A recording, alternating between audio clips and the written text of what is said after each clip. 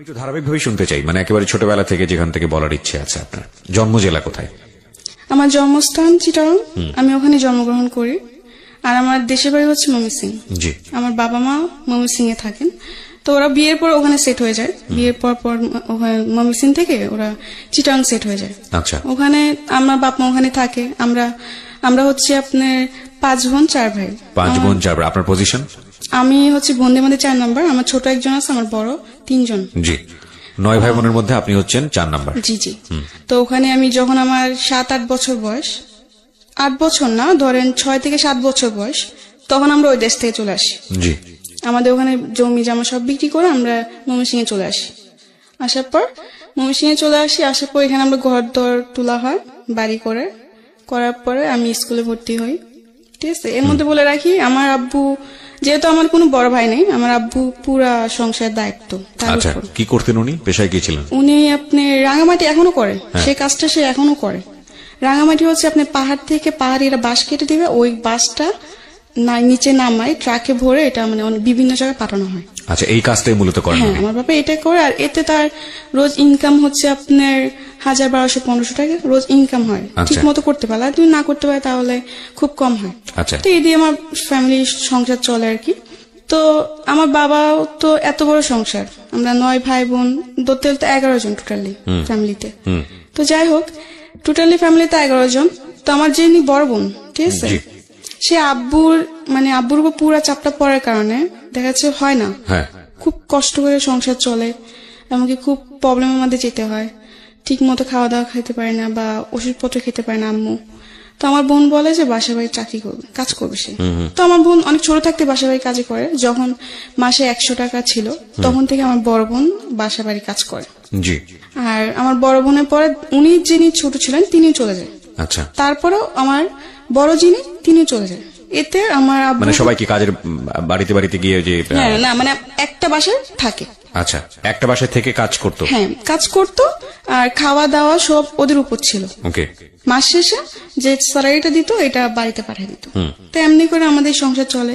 তখন তো আমি অনেক ছোট, আমি পড়াশোনা করছি স্কুলে। তো যখন আমি স্কুলে যেতাম, পড়াশোনার সাথে সাথে আমার ফ্যামিলি অনেক দায়িত্ব ছিল, যেহেতু আমি বোনদের মধ্যে বড় ছিলাম। আমার 3 বোন তো ঢাকায় শহরে থাকতেন, চিটাগাংয়ে থাকতেন তারা।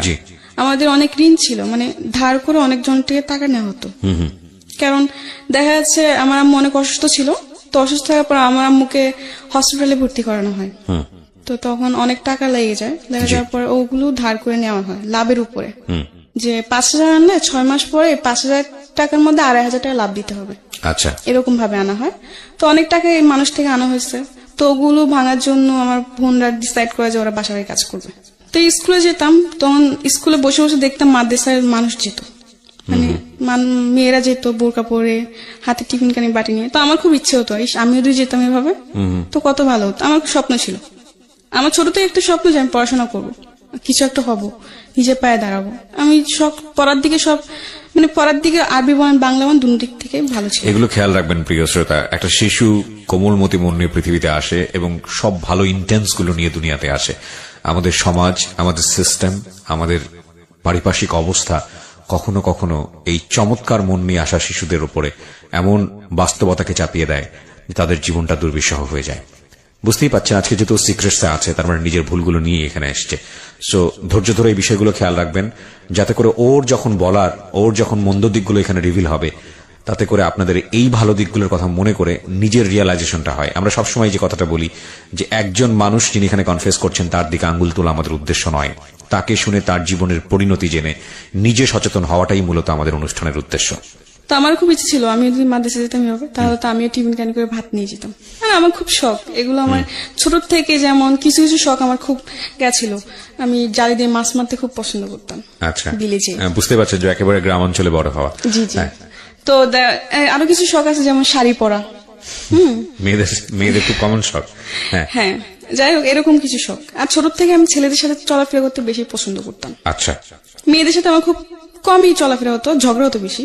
ছেলেদের সাথে আমি বেশি ফ্রি থাকতাম। ছোট থেকে আমার এরকম শখ, ঠিক আছে।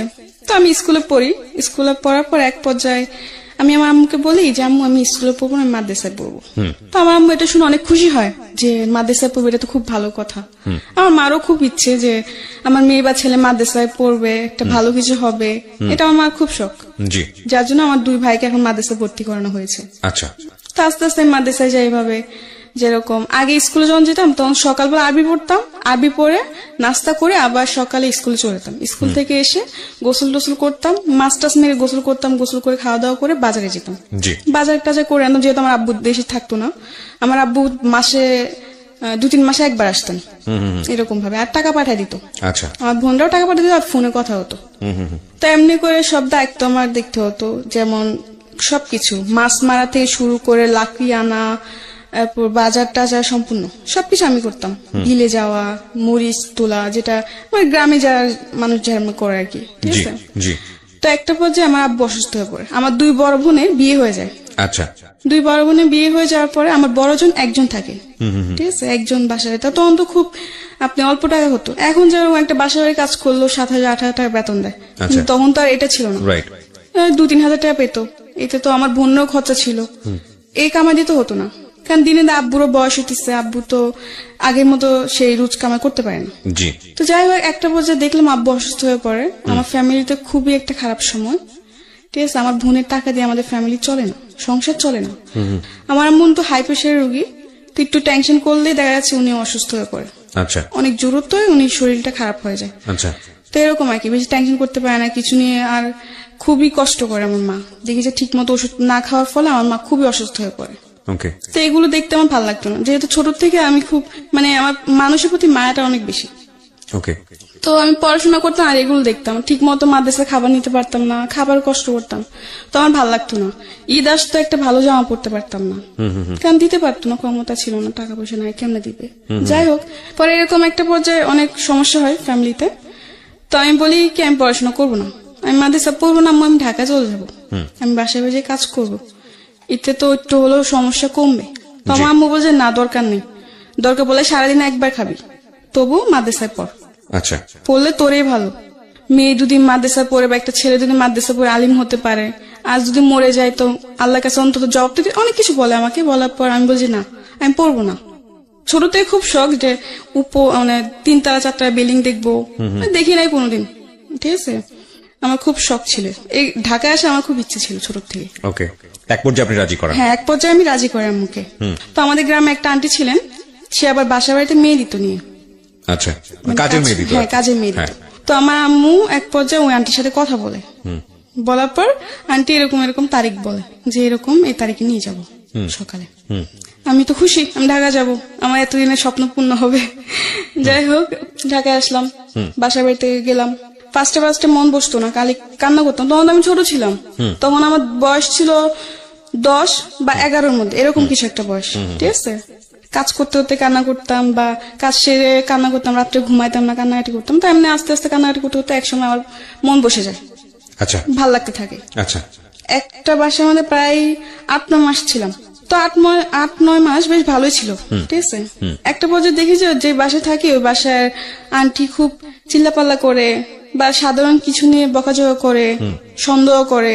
আর ওই বাসাটা আমাদের কিরকম ছিল যে উনিরা আবার ওরা গ্রামের, ঢাকার মিডিল ক্লাস ফ্যামিলি, বেশি বড় লোক না ওরা, খুব ওদের মার্কেটে একটা দোকান ছিল, ওটা দিয়ে আর কি চলতো। তো ওদের বাসায় আমি কাজ করতাম, তখন আমার বেতন ছিল মাত্র 1500।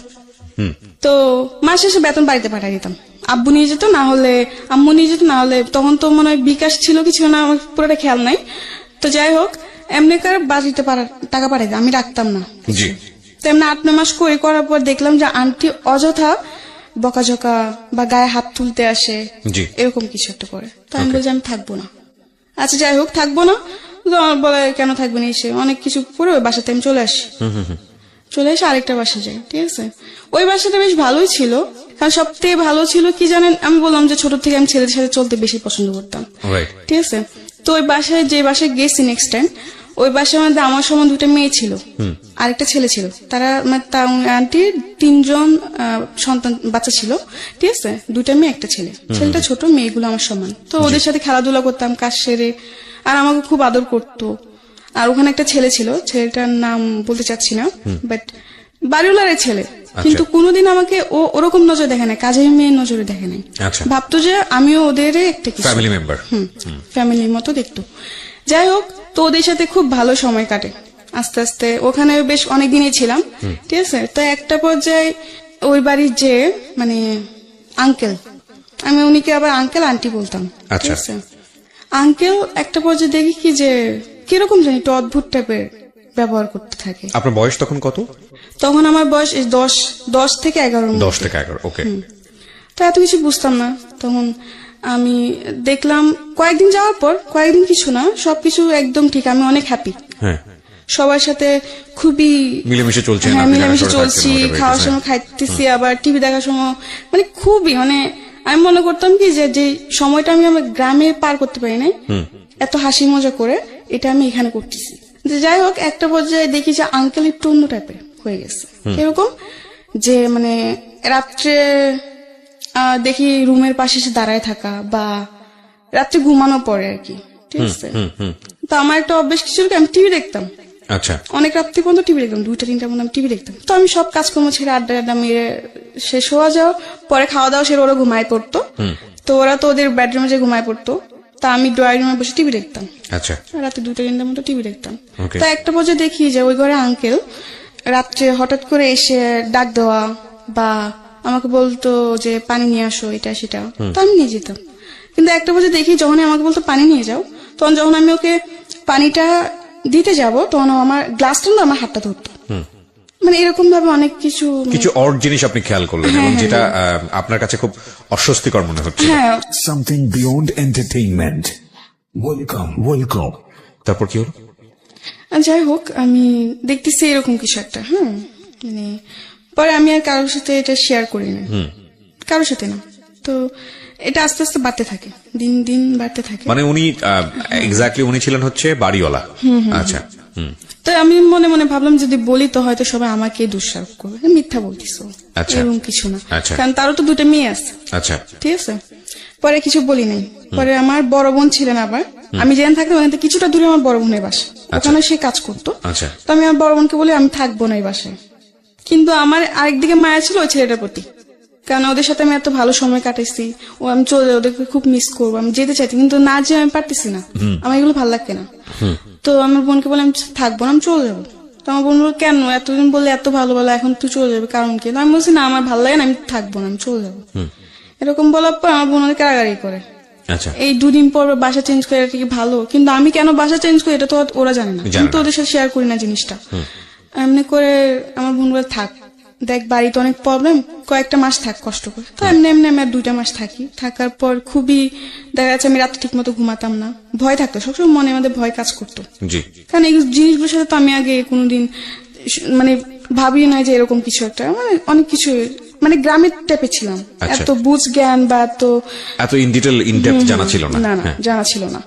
2 মাস থেকে আমি বাসার থেকে চলে আসি, কিন্তু আমার মন খারাপ ছিল ওদের জন্য, যে সবাইকে ছেড়ে চলে আসছে। আমি অনেক আসার পর অনেক কান্নাকাটি করি। তো আমার বোন বলে কি তোর এখানে থাকতে হবে না, তুই আমার খালাম্মাদের কাছে চলে যা। আমার খালারা তখন কলবান থাকতেন। আচ্ছা। ওখানে ওরা খালারাও কাজ করতেন। আচ্ছা। তো আমার বোন বলে তো ওরা ওদের কাছে চলে যা।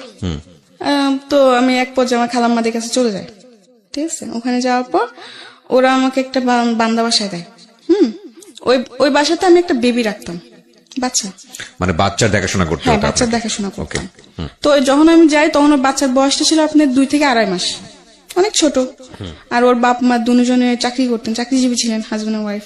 আমি ওই বাচ্চা দেখাশোনা করতাম ছোট থেকেই, ওকে খাওয়ানো দাওয়ানো সবকিছুই আমার দায়িত্ব ছিল, গোসল থেকে নিয়ে ঘুম পাড়ানো। তো বাচ্চার বয়স কত ছিল? ওই যে বললাম 2.5 মাস।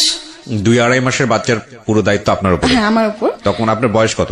আমার তখন বয়স হচ্ছে আপনার 12 সাড়ে 12 ভেরি এরকম। Tough job, very tough job. হ্যাঁ, ঠিক আছে। তখন আমি তো নিজে একটা বাচ্চা, আমি একটা বাচ্চায় কি করবো? তবে একটা জিনিস সবসময় মাথায় ভাবতাম যে আমার করতে হবে, কারণ যদি আমি না করতে হয় তাহলে আমি কাজ করবো কি করে আর টাকা কামাই করবো কি করে। তখন আমার এই চেষ্টা ছিল, আমি ছোট থেকে একটা কি আমি কোনো কিছুর জন্য হার মানতাম না সহজে।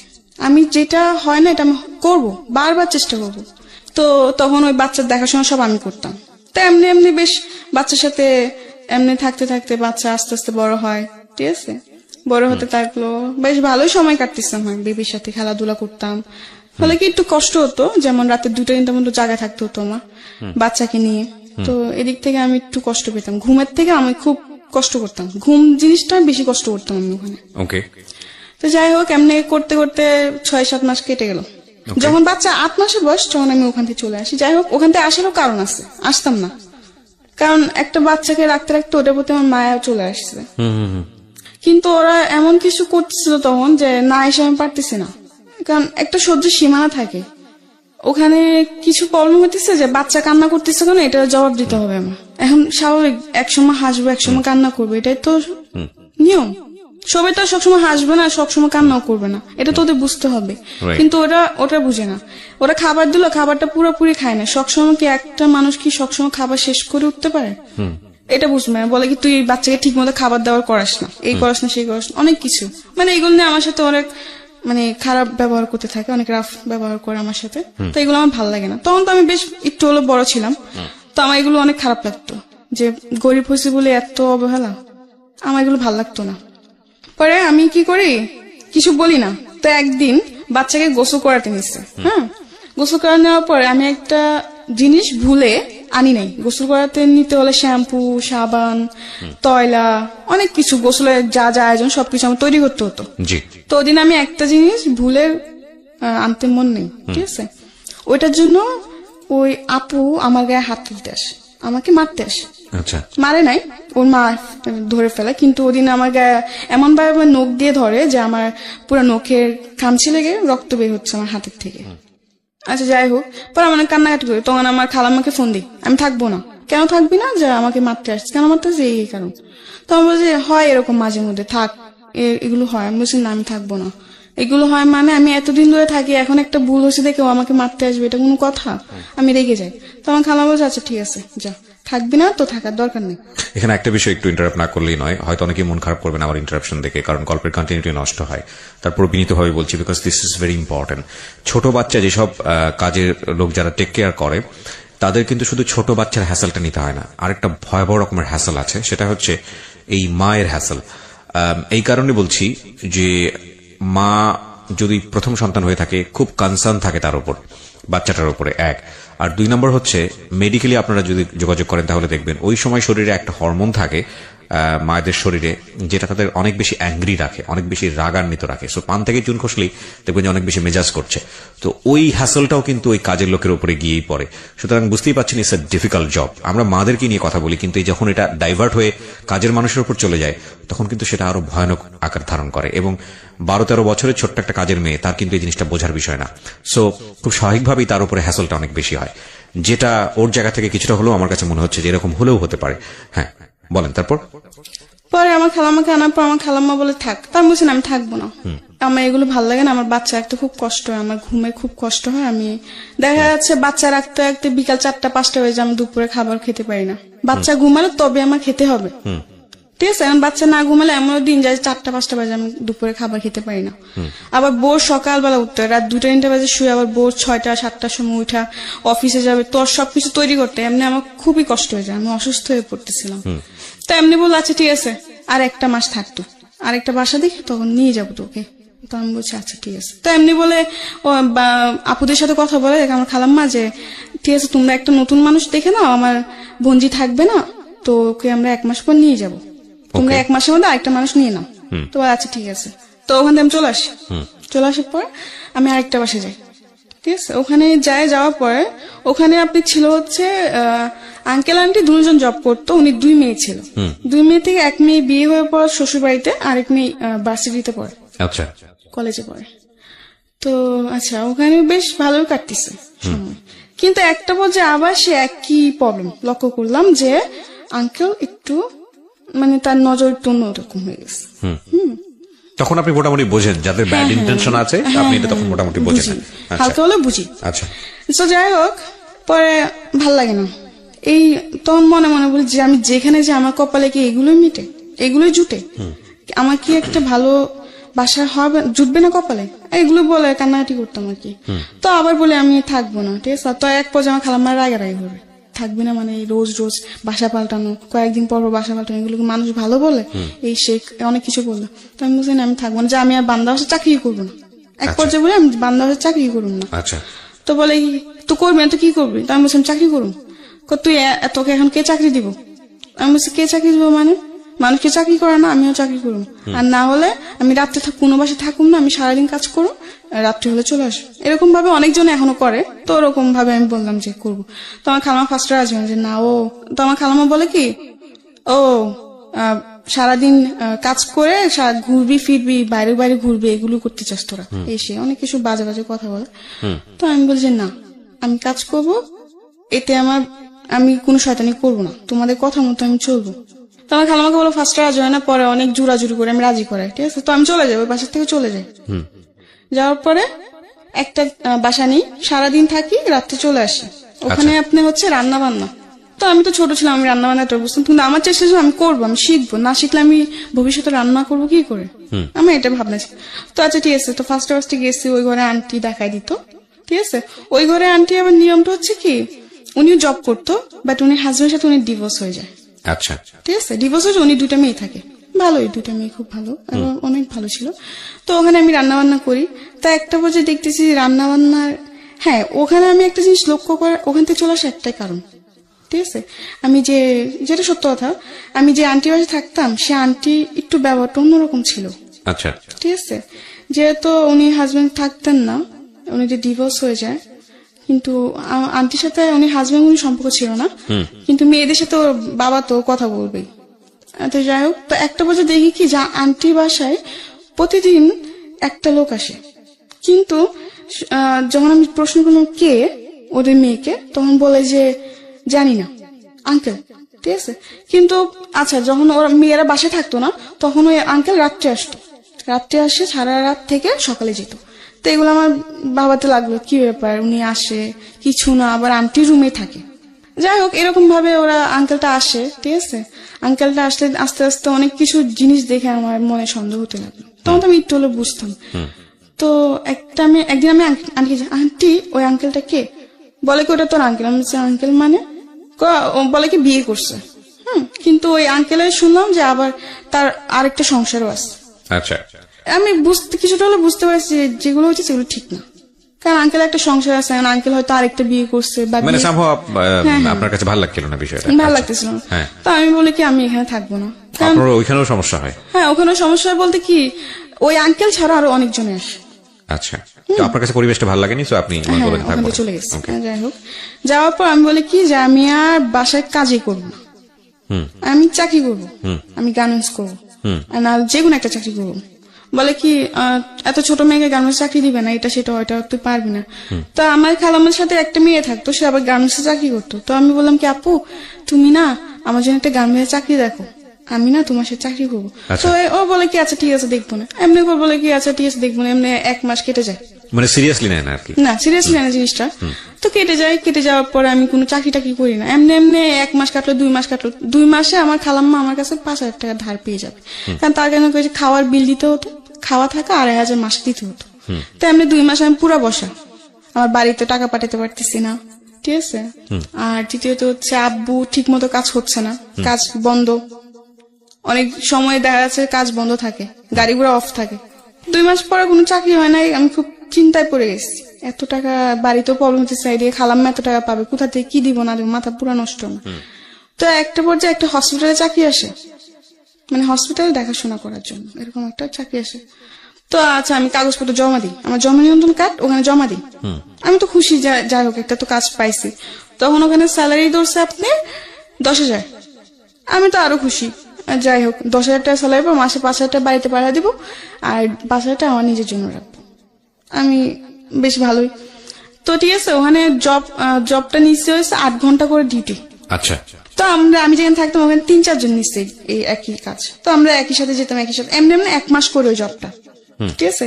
করার পরে বাড়িতে বেশি প্রবলেম ছিল, তো 1 মাসে যা কামাই করছি ওই টাকাতে বেশিরভাগ আমি বাড়িতে পাঠিয়ে দিছি। পরে আমার কাছে ফোন ছিল না, তো একটা ফোন কিনলাম। তো এতে তো আমার খালাম্মার টাকা দেওয়া পড়ে নাই। তো এই 3 মাসের মধ্যে কত টাকা জমে গেছে। এরপরে একটা প্রবলেম কেন, ওই চাকরিটা চলে যায়।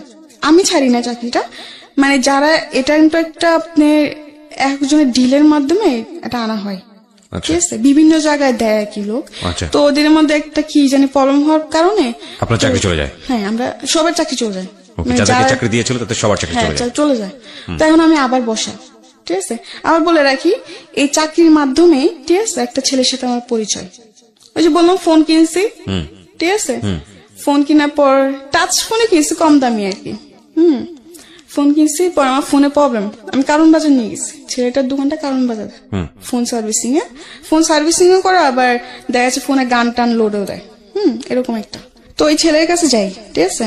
তো ওদিন টাচ ফোন, মেমোরিতে প্রবলেম, সেটে ফ্লাশ দিতে হবে, পুরা সেট বাইরে সেগা হয়ে গেছে। তো ওদিন আমার কাছে টাকা শর্ট ছিল, 250 টাকা না ফ্লাশে ছেলেটা। তো যাই হোক, ওই ছেলেটা কি করলো, আমার ফোন টোন পুরো ঠিক করে দিছে, ঠিক আছে। তো আমার কাছে টাকা পাবে হচ্ছে 450 টাকা পাবে, কিন্তু ওদিন আমার কাছে টাকা ছিল হচ্ছে 200। আচ্ছা। তো এখানে আরো অনেক টাকার পার্থক্য না। তো আমি ওই ছেলেটাকে বললাম কি, আচ্ছা ভাইয়া শুনেন, আমি তো পুরা টাকা আনি নাই, আপনি ছেলেটাকে ফার্স্ট টাইম বলছি, দেখেন ভাইয়া এত কিছু করতে হবে না, জাস্ট আপনি আমার ফোনটা ঠিক করে দেন হালকা ভাবে, যেন আমি কিছু চলতে পারি, পরে আমি ঠিক করবো, আমার কাছে টাকা নাই বেশি। তো ছেলেটা বললো কি, সমস্যা না, আমি আপনাকে ঠিক করে দিই, আপনি পরে যে পরে টাকা দিয়ে দিন, এমনি বলে আর কি। পরে আমি নাম্বারটা দিই, নাম্বারটা দেওয়ার পর আমি বাসায় চলে আসি। আসার পর 2 দিন পর ছেলেটা আমাকে ফোন দেয়।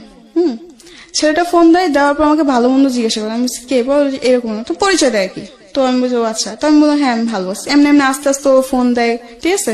তখন আমি কোন ছেলের সাথে কথাবার্তা বলতাম না, আমি আমার গ্রামে একটা ছেলেকে লাইক করতাম, আচ্ছা আচ্ছা, পছন্দ করতাম আর কি, ওকে। কিন্তু কোনো প্রকাশ করি নাই। তো যাই হোক, ওই ছেলেটা আমাকে ফোন দিতে থাকে এমনি আস্তে আস্তে। তো আমিও কথাবার্তা বলতে আমার খুব ভালো লাগতেছিল তখন। তো আমার কিছু অতীত আছে, এগুলো আমি বলি সকলের সাথে। অতীত বলতে মানে আপনি কিছু ঘটনা ছেড়ে আসছেন? হ্যাঁ, কিছু ঘটনা আমি ছেড়ে আসছি, ওই ঘটনাগুলো আমি বলতে চাই। ওকে, প্রিয় শ্রোতা, আমরা একটু ফ্ল্যাশব্যাকে যাচ্ছি। আমরা একটা জায়গায় আছি, সেটা হচ্ছে এই ছেলেটার সঙ্গে মূলত এর পরিচয় ফোনের মাধ্যমে। যে ছেলেটার নামও বলেনি, প্রয়োজন হলে আমরা পরে জিজ্ঞেস করব। এই ঘটনার আগে কিছু ঘটনা আছে ওর জীবন ইম্পর্টেন্ট, যেটা আপনাদের জানা প্রয়োজন। সেই ঘটনায় আমরা আপনাদেরকে নিয়ে যেতে চাই। Something beyond entertainment. Welcome. তারপর কি হল? আচ্ছা, তো এমনি তো আমি ঢাকা শহরে বাসা বাড়ি কাজ করতাম, ঠিক আছে। তো একটা পর্যায়ে আমি এর মধ্যে কিছুটা সময় আমি দেশে ছিলাম, 5-6 মাসের মধ্যে, মানে 5-6 মাসের মধ্যে আমার দেশের যে থাকা ঘটনাগুলো সেগুলো বলবো। মানে এতটা আমার ফ্যামিলি থেকে আমি কেন দূরে চলে আসে, এই ঘটনাগুলো আমি বলতে চাইতেছি, ঠিক আছে। মানে যাই হোক, পরে এরকম হওয়ার পর আমি দেশে চলে যাই, ঠিক আছে। তো দেশে চলে যাওয়ার মানে পরে মানুষের বাসায় কাজ করতে করতে একসময় আপনি দেশে চলে যান? হ্যাঁ, দেশে চলে যাই, যে এসব টর্চার আমার ভালো লাগে না, ঠিক আছে। ভালো লাগে না দেখে আমি দেশে চলে যাই। দেশে চলে যাওয়ার পরে আমার খালারা রাগারাগি করে, তুই দেশে চলে যা। খালা রাগারাগি করে দেখে আমি দেশে চলে আসছি, ঠিক আছে। দেশে চলে আসি, আসার পরে আম্মু বলে, কি ব্যাপার তুই চলে আসলি এসে? আমি বলছি, মা এমনি চলে আসছি, ভালো লাগে না, আমি আর ঢাকা শহর যাবো না, কাজ করবো, আমি আবার আরবি পড়বো, কোরআন শরীফ নেবো, আমি কোরআন শরীফ পড়বো। আমি আম্মুকে বলে এরকম, আম্মু বলে আচ্ছা ঠিক আছে, কয়েকদিন বাড়িতে থাক, পরে আবার চলে যা। আচ্ছা। আর আমি বলে আচ্ছা। তো আমি এক পর্যায়ে বলে আচ্ছা, পরে বলি যে না যাবো না। তো আমার আম্মু বলে কি যাবি না মানে? আর আমি ছোট থেকে শান্ত ছিলাম, কিন্তু যখন আমার 12-13 বছর বয়স, তখন থেকে আমি অনেক দুষ্ট হয়ে গেছি। আচ্ছা। দুষ্ট বলতে কি, গ্রামে যাওয়ার পরে এদিকে দৌড় মারতাম, ওদিকে দৌড় মারতাম, একটু হলো তো আমি বড় হয়েছি। দুরন্ত ছিলেন আর কি? হ্যাঁ, দুরন্ত ছিলাম। মানুষ এটা বলতো ওটা বলতো, গ্রামে তো দেখা যাচ্ছে 12 বছরের মেয়ে অনেক বড় হয়ে যায় তাদের জন্য। তো যাই হোক, পরে আমার আম্মু বলে কি এমনি তো আর রাখা যাবে না। আমি দুষ্টুমি করে দেখে মানুষ বিচার দেয়, আমার আম্মুর কাছে বিচার দেয়। তো আম্মু বলে কি এমনি তো আর রাখা যাবে না। আবার আমি বলে কি, আমার দুলাভাই তো ছোট থেকে আমাকে খুব আদর করে বড় করছে।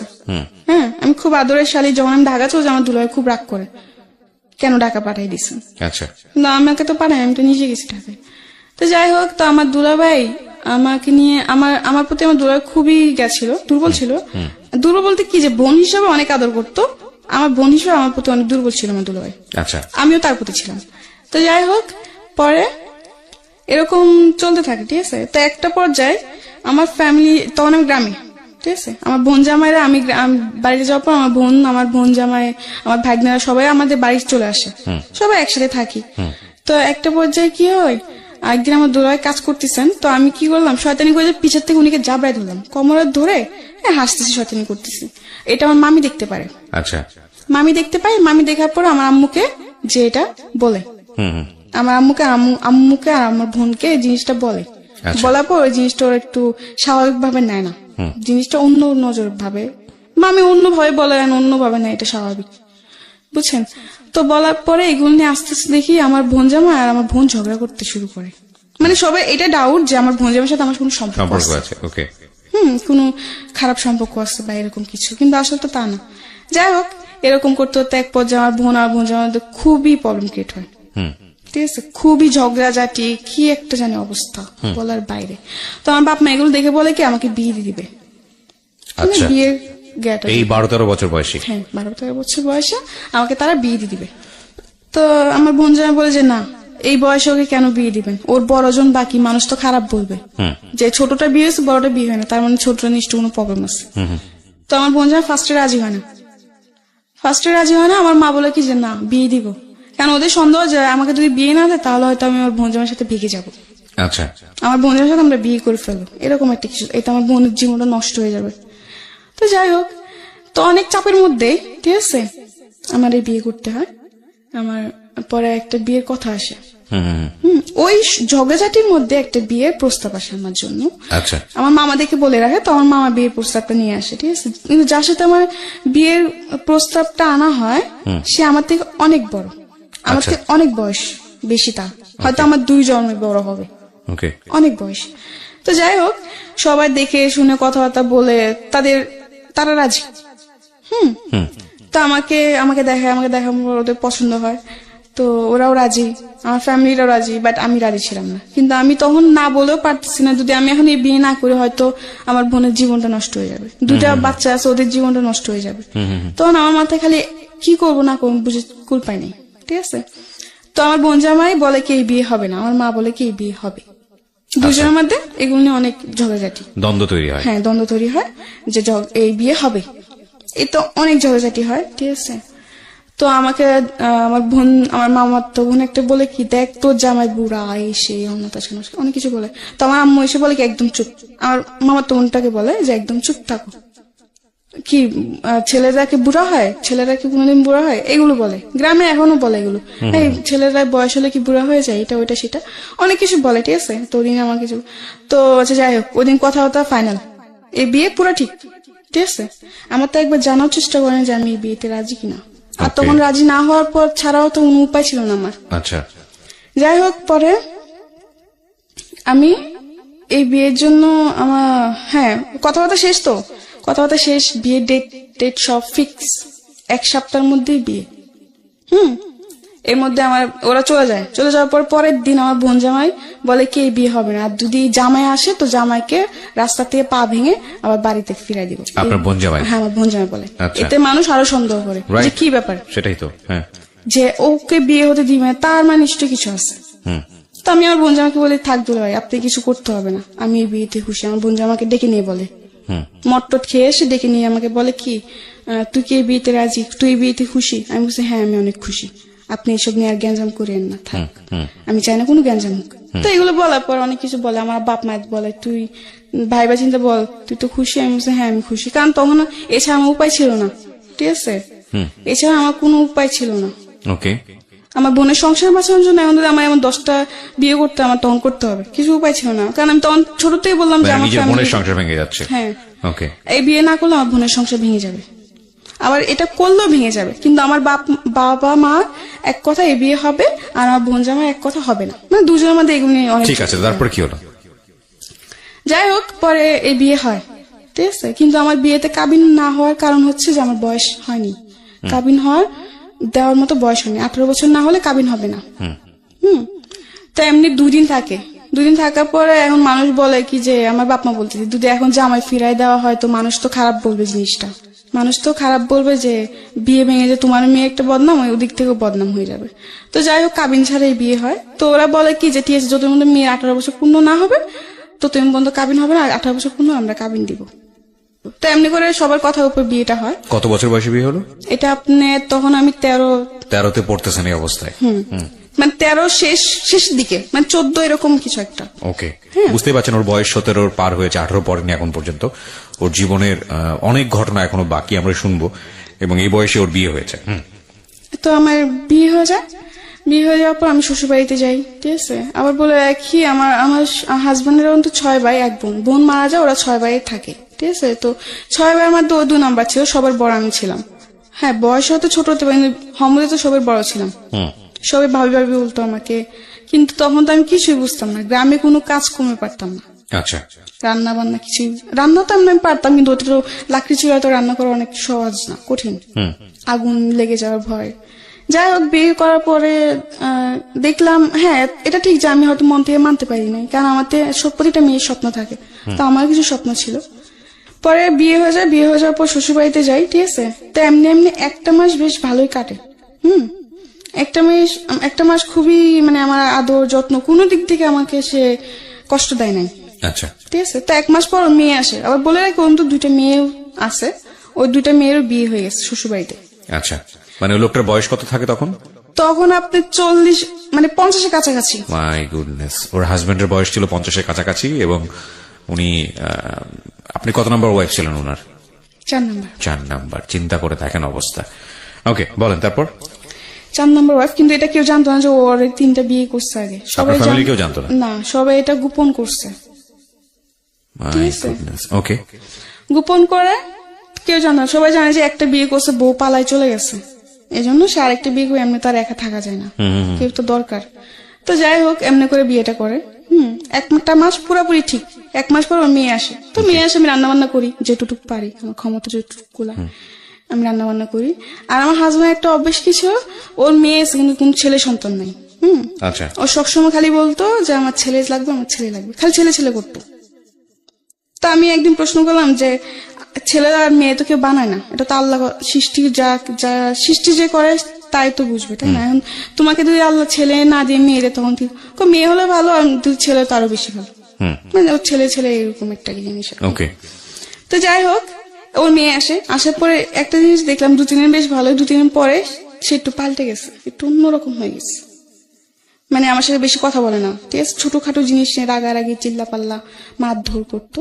হ্যাঁ, এমনি এমনি বেশ ভালোই এরকম অত্যাচার আমার উপর চলতেছে। মেয়ে যাওয়ার পর এটা আরো বেশি বেড়ে যায়।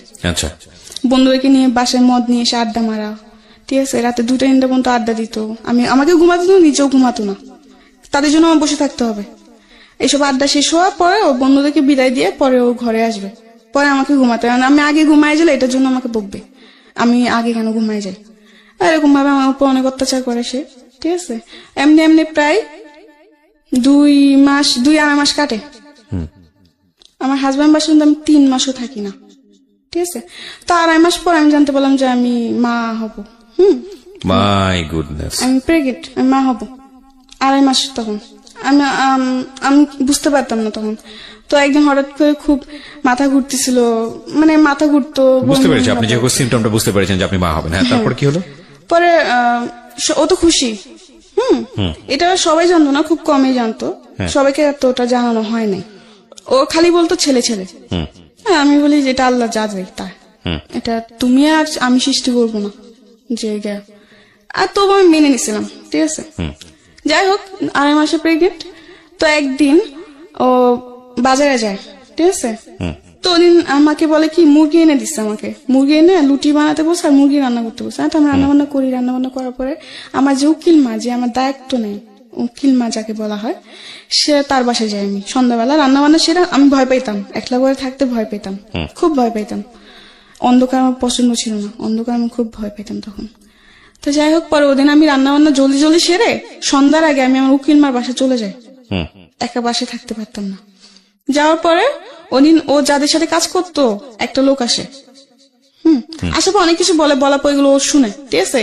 শোনার পরেও ও আসে, আসার পর আমাকে বলে তুমি এখানে বসে বাসাতে বের না হতে। উকিল মা বলে না, আমার হাজবেন্ড বলে, বাজার থেকে এসে আমাকে বলে তোমার এখানে বসে কোথাও না যেতে, কারোর সাথে কথা বলতে দিত না, আবার কারোর সাথে দেখা করতে আমাকে দিত না। সে মানে বলতো খালি ঘরে থাকবা চুপচাপ, কারোর সাথে বেশি কথা বলবো না। তার কারণ তার থেকে মনে হতো কি যে আমাকে হয়তো কেউ যুক্তি দিবে, কুবুদ্ধি দিবে, এই সেই বাচ্চা নষ্ট করার জন্য কুবুদ্ধি দিবে, এগুলো ভাবতো সে। ওকে, তো ঠিক আছে, এমনি কাটতে থাকলো।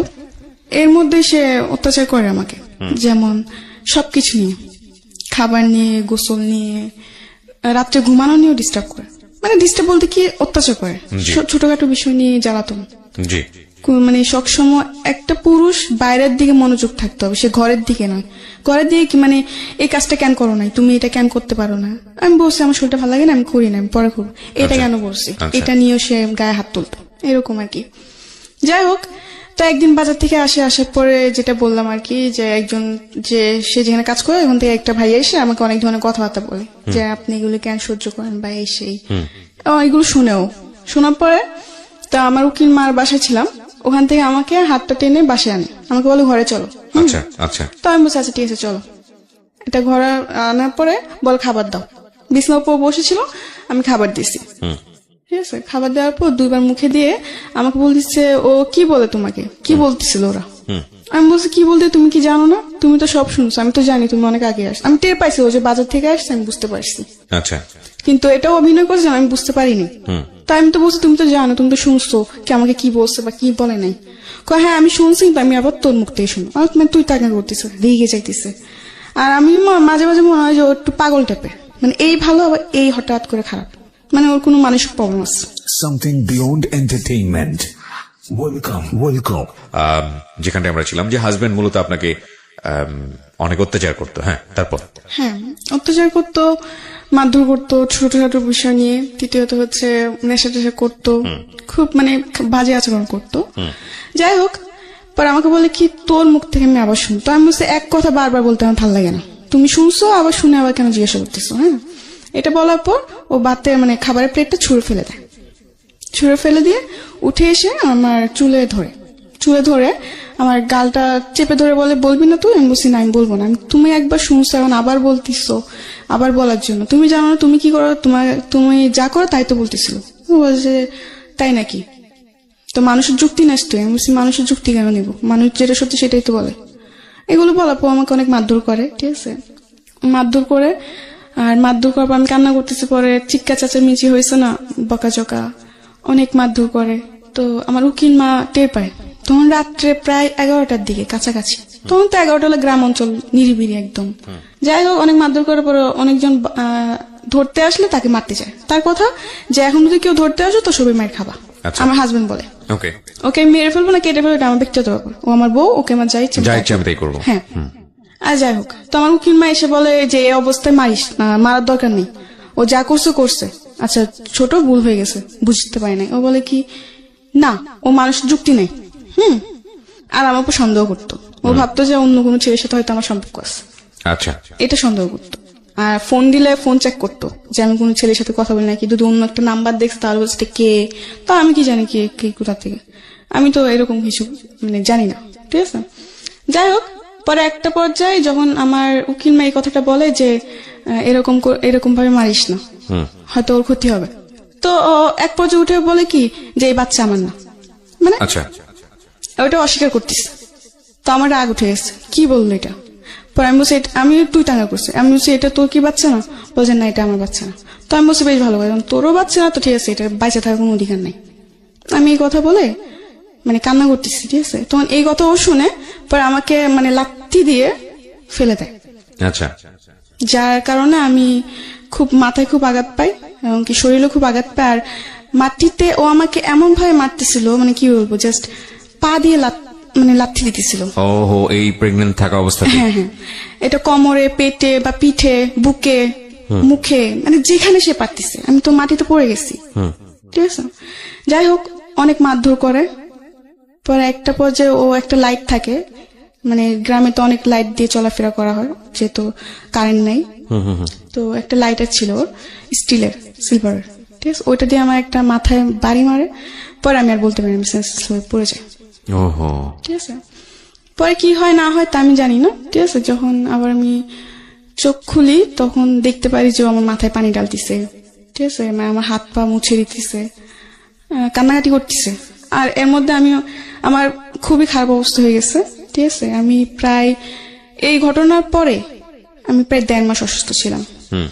আর এই ঘটনার পরে আমার বেবিটা নষ্ট হয়ে যায়। আচ্ছা, যাই হোক, নষ্ট হয়ে যাওয়ার পরে আমি তো অনেক অসুস্থ ছিলাম। এইসব খবর আমার মার কানে যায়, বাবার কানে যায়, তো আমার ফ্যামিলির থেকে আমাকে নিতে আসে। তো ওদিন আমাকে নিয়ে যায়। ঠিক আছে, নিয়ে যাওয়ার পর আমি প্রায় 1.5 মাস অসুস্থ ছিলাম। অনেক অসুস্থ হয়ে পড়ছি, ঠিক আছে। অসুস্থ হওয়ার পর 1.5 মাস পর আমি মোটামুটি একটু সুস্থ। তখন সে মেম্বার চেয়ারম্যান নিয়ে আসে, আচ্ছা। তার কথা যে তার বাচ্চা নষ্ট করে ফেলছে আমি। ওহো, কিন্তু এটা আমি নষ্ট করি নাই, ওর এটা বাচ্চা বেসিক্যালি ওর আচরণের কারণেই হয়েছে। ওর আচরণের কারণে হয়েছে, কিন্তু ও পুরা দোষ আমাদের উপর ফেলতেছে যে আমরা নষ্ট করে ফেলছি, কিন্তু আসলে তো তা না। যাই হোক, এগুলো অনেক গ্যাঞ্জাম হয়েছে, ও মেম্বার চেয়ারম্যান আনলো, এটা আনলো সেটা আনলো, অনেক কিছু আমাকে নিয়ে যাবে, ঠিক আছে। ওই ঘটনা পরে আমি আবার যাই, ওর বাসায় আবার যাই, সে একই আচরণ। সবাই কাছে বলছি ঠিক আছে আমি যা করছি ভুল করছি, আমি আর এরকম করবো না। তো ওর উপর আমি আরেকবার বিশ্বাস করি, করে আবার যাই। যাওয়ার পর ও সে একই আমার চল আচল করে, ঠিক আছে যাক। পরে আবার চলে আসি, পরে আমি বলি যে আমি ওর কাছে আর যাবই না। তো আমার বাপ মা বলে যে ঠিক আছে, একবার আমাদের কথা শুনে গেছোস, যখন ও ভালোই হয় নাই তো আর যাওয়ার দরকার নাই, তোর যেটা ভালো লাগে তুই সেটাই কর। তো আমি বলছি ঠিক আছে, আমি ওর সংসারে যাবো না, আমি ঢাকায় চলে যাবো। আচ্ছা, মানে ওই ঘটনার পর আমি আমার হাজবেন্ডের বাসায় যাইনি, আমি ঢাকায় চলে আসি। এরপরে ওর কি হয়েছে না হয়েছে, ও এখনো বেঁচে আসছে কিনা তা আমি জানি না। ঢাকায় চলে আসি, ঢাকা চলে আসার পরে একটা বাসায় কাজ নিই আবার। তো বাসায় কাজ ছেড়ে আবার ওই যে বললাম হসপিটালে যে চাকরিটা, আচ্ছা, হসপিটালে একটা চাকরি নেই। আচ্ছা। ওই যে সেটা তো ব্যাকে আপনি বলেছিলেন হসপিটালে চাকরি নেন, এবং ওখানে চাকরি করতে করতে আপনার একটা ছেলের সঙ্গে পরিচয় হয় মূলত মোবাইল এটা চালাতে আমার- গিয়ে, ফ্ল্যাশব্যাকে গিয়ে আপনি যেটা বলেছিলেন। হ্যাঁ, হ্যাঁ, এটা তো ওই মানে আমার- ছেলেটার নাম কি ছিল? ছেলেটার নাম রিয়াদ ছিল। আচ্ছা, রিয়াদের সঙ্গে পরিচয়। হ্যাঁ, তারপর? তো ওই যে বিয়ের পরে চলে আসলাম ঢাকায়, ঢাকায় এসে চাকরি করে, চাকরি শেষে ফোন কিনলাম, ফোনের মাধ্যমে ওই ছেলের সাথে আমার পরিচয়, রিয়াদের সঙ্গে পরিচয়। রিয়াদের সামনে আমার পরিচয়। তো যাই হোক, এমনি আস্তে আস্তে ওর সাথে কথাবার্তা বলি। মানে ও আমার ওই সময়টা আমি খুব একা ছিলাম, আমার মন অতটা খারাপ ছিল যে তোর মনে হতো যে কেউ দরকার যে আমাকে সামলাবে, বা কারণ যেমনই হোক আমার জীবনে অনেক কিছু ঘটে গেছে।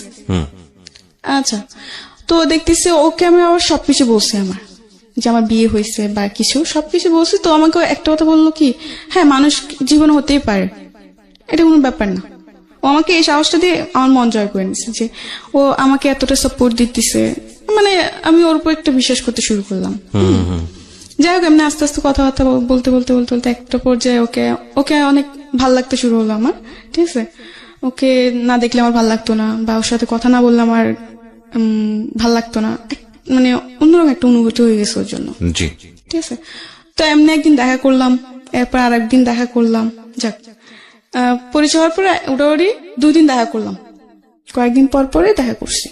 2 দিন দেখা করার পরে আরেকদিন দেখা করতে গেছি, ঠিক আছে। তখন আমাকে বলে কি যে চলো আজকে তুমি আমার বাসায় চলো। আমি বলছি কেন, আমি বাসায় কেন যাব? বলে যে এমনি চলো না। আমি বলছি না, আমি যাবো না। তা ও বলে কি আজকে যদি তুমি আমার বাসায় না, তাহলে ভাববে যে তুমি আমাকে লাভই করো না, সবকিছু টাইম পাস করতেছো, আমাকে এরকম বলতো। আমি বলছি টাইম পাস মানে আমি তোমাকে সত্যি লাভ করি। বলছে না, এটা প্রমাণ দাও। তো আমি বলছি আমি তোমার বাসায় যেতে যেটা প্রমাণ হয়ে যাবে, এটা কোন ধরনের কথা? আচ্ছা। ও বলে কি জানা, যদি তুমি আমাকে লাভ করো তাহলে চলো, আর যদি লাভ না করো তাহলে তুমি বাসায় যেতে পারো। আমাকে 2টা অপশন দিচ্ছে। আচ্ছা, তাও আমি বলছি আচ্ছা ঠিক আছে, যখন তুমি এটাই বলতেছো যে তোমার ভালোবাসা প্রমাণ দিতে তোমার সাথে তোমার বাসায় যেতেই হবে, আচ্ছা ঠিক আছে আমি তোমার বাসায় যাবো। এটা বলে ও আমাকে নিয়ে বাসে উঠলো। তখন খালি শ্যামলী শ্যামলী নামই শুনছি, শ্যামলী কোন জায়গায় এটা আমি জানতাম না। তো ওদিনও আমাকে শ্যামলীতে নিয়ে যায়, বাসার নাম দিয়ে শ্যামলীতে নিয়ে যায়। আচ্ছা, শ্যামলীতে নিয়ে যাওয়ার পরে হোটেলে ঢুকবে, তখন আমি ঢুকতে চাইনি। আমি বলছি তুমি বলছো বাসা, এটা কোন জায়গায় নিয়ে আসলে? বলে এটা শ্যামলী। আমি বলছি এটা কার বাসা? এটা বাসা, এটা হোটেল। তো আমি বলছি আমি এখানে যাব না। তো যে আমার বাসা তো একটু প্রবলেম আছে, এই জন্য তোমাকে এখানে আনা। তো আমি বলছি না, আমি যাব না, আমি বাসায় চলে যাবো, ঠিক আছে। তো সে একই ভাবে আবার বলতেছে তার মানে তুমি আমাকে লাভ করো না, এগুলো বলে। তো যেহেতু আমি অপুতে অনেকটা দুর্বল ছিলাম, তো আমি বলছি না, আমি তোমাকে লাভ করি। তো আমি বলছি আচ্ছা ঠিক আছে আমি যেতে পারি, কিন্তু একটা শর্ত। তো আমাকে বলে কি শর্ত? হ্যাঁ আমি যাব, কিন্তু তুমি আমাকে প্রমিস করো যে তুমি আমার গায়ে টাচ করো বা আমার কাছে আসার চেষ্টা করবে না।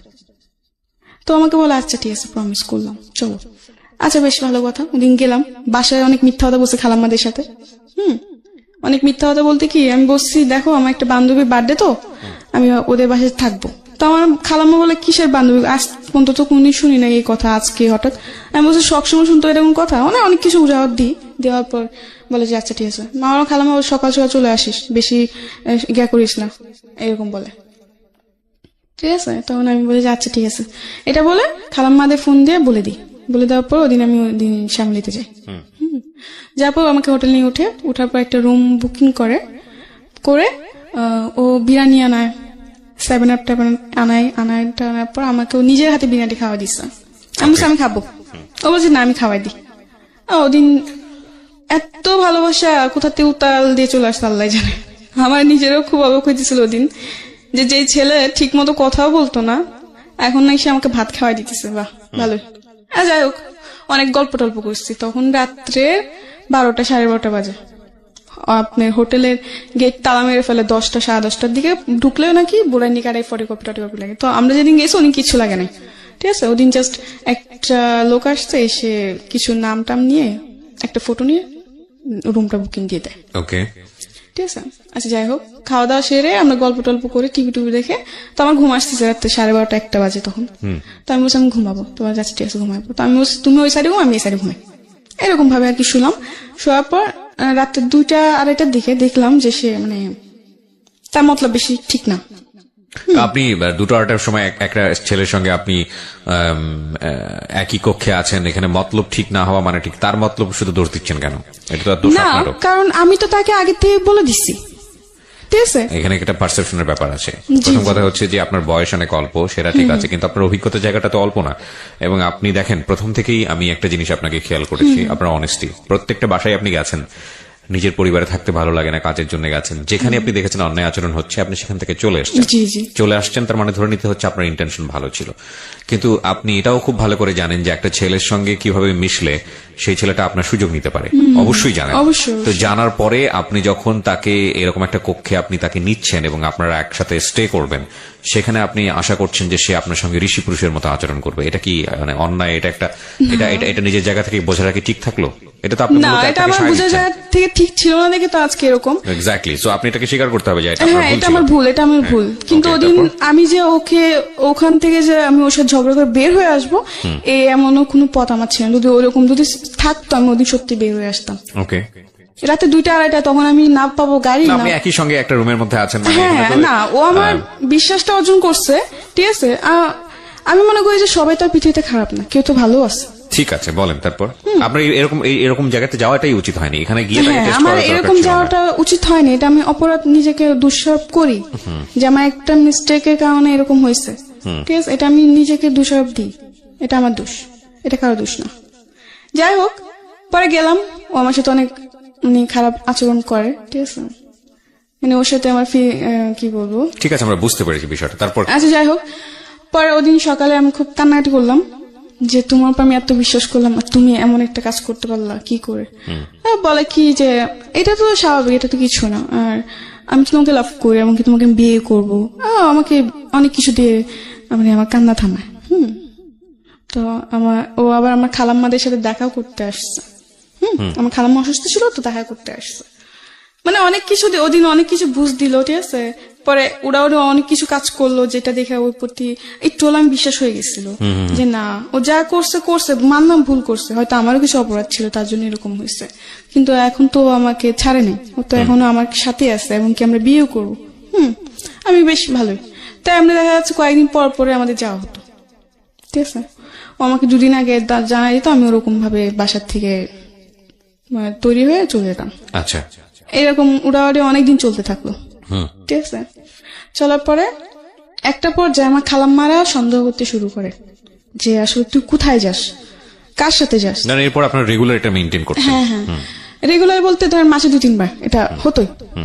যাই হোক, পরে আমার খালাম্মারা বকাঝকা করে যে তুই তো আগে এরকম কোনোদিন এরকম করিস না, তাহলে এখন কেন করতেছিস। তো আমি বললাম যে এমনি, অনেক কিছু বলে। পরে আমার খালাম্মা আমার সাথে ঝগড়া করে আমাকে এমনকি মারতেও আসে। যখন ওই ছেলের ব্যাপারে জানতে পারলো, কিন্তু এইসব সম্পর্কের ব্যাপারে ছেলের সাথে এটা জানতো না, কিন্তু এটা জানতো যে ওই ছেলের সাথে আমি কথা বলি। তো একটা পর্যায়ে আমার ফ্যামিলি যখন জানতে পারে, মানে আমার খালাম্মারা, যেমন আমার মামাতো ভাই, চাচা নাই, আমার জ্যাঠা আছে, যাই হোক, আমার খালাতো ভাই, ওরা যখন জানতে পারে, তখন আমাকে একটা কথা বলছে যে ওই ছেলে ভালো না, তো ওই ছেলের সাথে কথা বলিস না, জীবনে তো অনেক কিছুই করছোস, অনেক কষ্ট তো দেখছোস, এখন আর ওর সাথে মিশিস না, ওর তো জীবনে ধ্বংস করে দেবো। আমাকে এইসব কথা আমি জানা না, ও এরকম কখনোই করবে না, আমি বিশ্বাস ছিল, ঠিক আছে। ও আমার খালাম্মাদের সাথে দেখা করতে আসে, তো ওদিন খালাম্মা দেখা করতে আসে ফল ফ্রুট নিয়ে দিয়ে, অসুস্থ ছিলেন, আমার খালাম্মা হার্টের প্রবলেম ছিল, ডাক্তার গেছিল। যাই হোক আসার পর আমার খালাম্মার সাথে কথাবার্তা বলে, তো আমার খালাম্মা একটা কথা বলে যে ওই ছেলে ভালো না, তো ওর সাথে চলাফেরা করিস না, তো ওর সাথে দূরে চলে যা, মানে ওর থেকে তুই দূরে চলে যা, কারণ ও তোর জন্য ভালো ছেলে না, ওর মতলব অন্যরকম।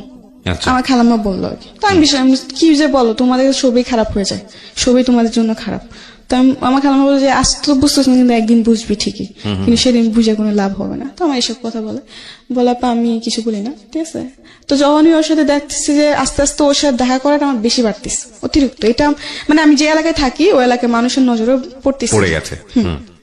তো এতে অনেক মানুষ অনেক কিছু বলে আমার খালাম্মা দেখে, পরে ওসব নিয়ে আমার সাথে ঝগড়াঝাটি করে খালাম্মা। আচ্ছা। তো একটা পর্যায়ে এমন হয় যে ওদের চেহারাটা দেখলে আমার বিশাল মতো লাগতো, আমার খালাম্মা দেখে আমি সহ্য করতে পারতাম না, যে আমাকে ডাক দিত, শাসন করতো এই জন্য। তো একটা পর্যায়ে আমি কি করে ওকে ফোন দিই, আমি বলি চলো আমরা রুম নিয়ে একসাথে থাকবো, আমরা রুম নিব, যেহেতু আমরা বিয়ে করবো তো আমরা বিয়ে করে রুম নিই। বলছে আচ্ছা ঠিক আছে। তো আমাকে বলে তুমি রুম খুঁজো, আমাকে ছেলেটা বলে। তো আমি বলছি আচ্ছা ঠিক আছে, আমি রুম খুঁজবো। পরে আমি রুম খুঁজি, ঠিক আছে। রুম খুঁজতে খুঁজতে একটা রুম পাইলাম শেষ পর্যায়ে, 3,000 টাকা মানে ভাড়া। প্ল্যানিং করলেন আপনারা একসঙ্গে লিভ হ্যাঁ, টুগেদার আমরা করবেন। একসাথে থাকবো।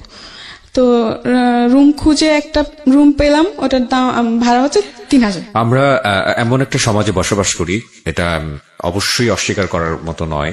আমাদের সংস্কৃতি বলেন, আমাদের ধর্মীয় কৃষ্টি কালচার বলেন, যেহেতু আমরা প্রায় 95%, 95% হচ্ছে না, 92%, 92% হচ্ছে মুসলিম সংখ্যাগরিষ্ঠ দেশ।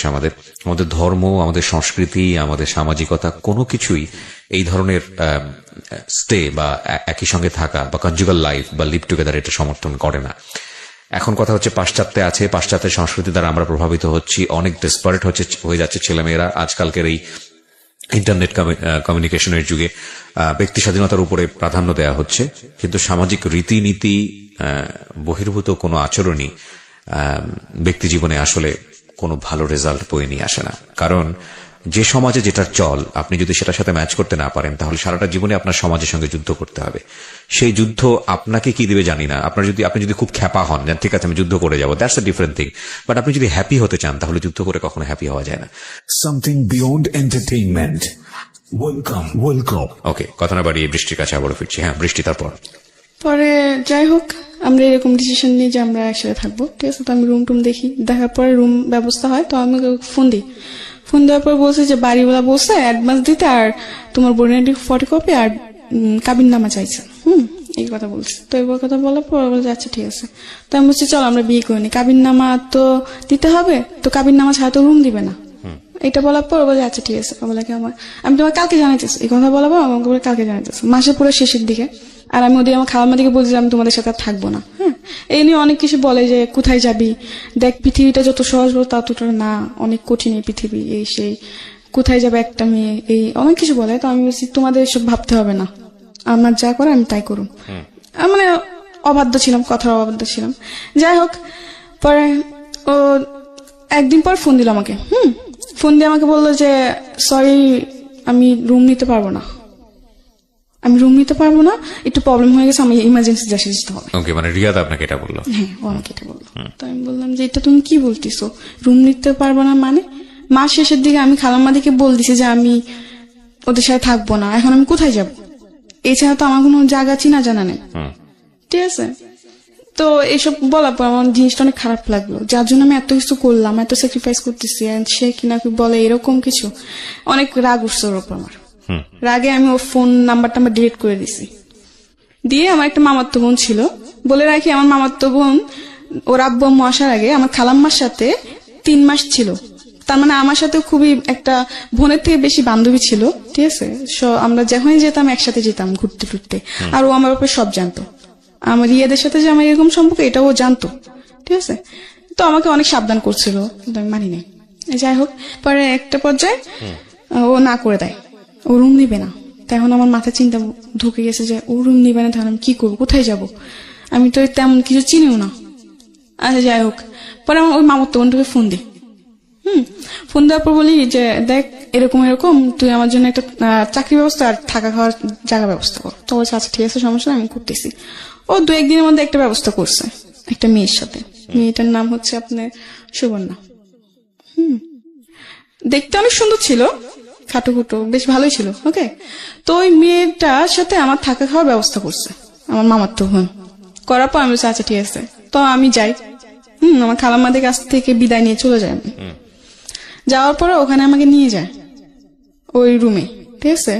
তো রুমে গেলাম 1-2 দিন, বেশ ভালোই। পরে জানতে পারলাম যে আরেকটা কথা বলে রাখি, আমার মামাতো বোনকে দিয়ে একটা ছেলের সাথে আমার পরিচয় হওয়ার পরে ওই ছেলে আর আমার মামাতো বোন আমাকে নিতে আসছে। আমি মোহাম্মদপুর লাগাত গেছি, ওখান থেকে ওরা আমাকে চরে নিয়ে যাবে, কারবাঙ্গি চরে। তো ওখান থেকে ওরা আমাকে নিয়ে যায়, চরে নিয়ে যায় ওই বান্ধবী বাসায়। আমার মামাতো বোনের বান্ধবী বলে পরিচয় দিচ্ছে, তো আমারও তো বান্ধবী হয়। আচ্ছা যাই হোক, গেলাম। যাওয়ার পর 1-2 দিন বেশ ভালোই। পরে জানতে পারলাম যে ওই ছেলেকে সুবর্ণা হাজবেন্ড বলে পরিচয় দিয়ে এই রুমটা নিছে। মানে আসলে তো ওরা হাজবেন্ড ওয়াইফ না, মিথ্যা কথা দিয়ে নিচ্ছে রুমটা, মিথ্যা কথা বলে নিয়ে পরে। কিন্তু হাজবেন্ড একজনকে বানাইছে, কিন্তু রাত্রে এসে থাকে আরেকজন। সুবর্ণার বয়ফ্রেন্ড থাকে। ওকে। সুবর্ণার বয়ফ্রেন্ড থাকে। সুবর্ণার বয়ফ্রেন্ড প্রতিদিন রাত্রে চলে আসে, 11টা-12টার দিকে চলে আসে। ওরা সারা রাত জায়গা থাকে আর আপনার সারাদিন ঘুমায়। সুবর্ণা আবার এসব মানে এসব কাজ করতো সে। তো দেখা যাচ্ছে 1-2 দিন যাওয়ার পর দেখতে পারলাম একটা জিনিস, লক্ষ্য করলাম যে ও রাতে 2টা নয় 3টা নয় বাসাতে বের হতেছে, আবার বাসায় আসতেছে, ঠিক আছে। কোনো চাকরি করে না, কিন্তু অথচ ওদের কাছে টাকার কোনো অভাব নাই। ওকে, এটা আপনি নোটিস করলেন নিজে নিজে? হ্যাঁ। তো একটা পর্যায়ে আমরা দেখতে দেখতে প্রায় অনেক দিন কেটে গেল, 10 দিনের মতো এরকম কাটছে। কাটার পর আরেকটা জিনিস, সুবর্ণা এবং সুবর্ণার বয়ফ্রেন্ড একটু অন্যরকম ছিল, একটু মানে কি বলবো, সবকিছু ওপেনলি। কিন্তু হ্যাঁ, ও মানে সুবর্ণা এটার জন্য কোনোদিন ওকে বাধা দেয় নাই, ঠিক আছে। কারণ হাজার হোক, সে আমার প্রেমিক হোক বা আমার হাজবেন্ড হোক, আমার চোখের সামনে অন্য কোনো মেয়ের ব্যাপারে কথা বলে এটা আমি সহ্য করবো? অবশ্যই না। কিন্তু সুবর্ণা এরকম ছিল না। সুবর্ণা আরো উৎসাহিত দিত ওকে যে তুমি করতে পারো, সমস্যা নেই। ওকে, এরকম করতো, ঠিক আছে। তো এরকম কাটতে থাকে, এগুলো আমার ভালো লাগতো না। যে কি এসব, কি মানে কোনো কিছু মানে নিয়ম কারণ নাই, যখন ইচ্ছা এগুলো কি হচ্ছে, মানে আমার ভালো লাগতো না। হ্যাঁ, তো আমি অনেক ঝগড়াঝাটি করি, ঠিক আছে। ঝগড়াঝাটি করার পর আমি প্রায় 10 দিন ভাত খাইনি রাগি না খেয়ে। ওই যে বললাম যে ওই যে ছেলেটার সাথে আমার পরিচয় হয়েছে ওদের ধারাতে, ওকে ফোন দিই, যাকে সুবর্ণা হাজবেন্ড বানাইছে। ওকে ফোন দেওয়ার পর বলি যে আমি ভাত খাইনি, আমার ক্ষুধা লাগছে, আমার জন্য খাবার নিয়ে আসো। তো আমার জন্য খাবার টাবার নিয়ে আসতো, ঠিক আছে। নিয়ে আসার পরে এমনি করে কাটতে থাকলো, কয়েকদিন কাটলো, 5-6 দিন হয়ে গেল, ঠিক আছে। তো একদিন ওরা একটা পার্টিতে যাবে, তো পার্টিতে যাবে, তো আমাকে বলতে তুইও চল পার্টিতে যাবো। আবার সুবর্ণা যেটা করতো ওইটার মধ্যে আমার মামাতো বোনও যুক্ত হয়ে গেছে। ফার্স্টে করে নাই, ঠিক আছে, কিন্তু পরে যে ওরা দুজন একসাথে 71 হয়ে গেছে। তো ওরাও চাইছিল আমি করি, কিন্তু আমার একটা কথা ছিল যে আমি মরে যাবো, কিন্তু আমি এসব কিছু করবো না। তো ওরা বলে কি হ্যাঁ এখন করবি না, একদিন দেখিস ঠিকই করবি, কারণ যে ছেলের সাথে তুই পরিচয় হয়েছিস ওই ছেলে ভালো না। কারণ সুবর্ণা দায় করে ওই ছেলেকে, সুবর্ণার লাইফের জন্য ওই ছেলে দায়। তো আমার কথা যখন ও এতই খারাপ ছিল, তাহলে তবে আমার সাথে ওদের কেন পরিচয় করাই দিছিস? আমার কথা এটা। আমি বলছি ঠিক আছে, খারাপ না ভালো এটা আমি পরে দেখে নেব, তোদের থেকে আমার জানতে হবে না। এটা বলার পর ওরা বলে আচ্ছা ঠিক আছে একদিন বুঝবি। তো আমি বলছি আচ্ছা ঠিক আছে, বুঝে নেব না, সমস্যা নেই। এগুলো নিয়ে ঝগড়া। তারপর একদিন পার্টিতে যাবো, তো আমাকে বলছে তুইও চল। আমি বলছি না, আমি পার্টিতে যাবো না, ঠিক আছে। তো বলে যে না, পার্টিতে ওরকম কিছু না, জাস্ট ফ্রেন্ডসটা মিলে একজন বার্থডে সেলিব্রেট করবে, না ওইটা আমাদের যাবো। তো আমার আচ্ছা ঠিক আছে। তো আমরা তৈরি হলাম, 3জন তৈরি হয়ে গেলাম। কিন্তু ওখানে যাওয়ার পর প্রায় 10-12টা ছেলে, ঠিক আছে, 10-12 ছেলের মধ্যে আমরা 3জন মেয়ে। আমাকে বলছে যে আরো মেয়েরা আসবে, অনেক বড় করে পার্টি হবে, সে অনেক কিছু বলে। তো আমি বিশেষ করে আচ্ছা ঠিক আছে আমি যাবো। তো ওই পার্টিতে গেলাম, যে দেখি যে 10-12 জন ছেলে আর আমরা শুধুমাত্র 3টা মেয়ে। তো ওই দিন যাওয়ার পর আমার ভাল লাগে না, তো আমি বলছি আমি চলে যাবো। বলে কি এত রাত্রে তো বাসায় যাওয়া যাবে না, রাত্রে বেশি 11টার দিকে রওনা দিচ্ছে, যাইতে যাইতে অনেক সময় লেগে গেছে। পরে কিছুক্ষণ থাকার পর আমার ভালো লাগতেছে না, তো আমি বলছি আমি চলে যাবো, যে এত রাত্রে গেলে বাড়িগুলা জিনিসটা খারাপ ভাববে, থাকে যা। আচ্ছা যাই হোক, তো ওদিন ওই পার্টিতে ওরা অনেক কিছু আনে, অনেক নেশা জাতীয় জিনিসপত্র আনে, ওগুলো খায় ওরা, এমনকি আমাকে জোর করে খাওয়ানো হয়। তো আমি খাই এবং ওদের থেকে বেশি আমাকে খাওয়ানো হয়। আচ্ছা, আপনাকে মানে ড্রাগ নিতে বলা হয়।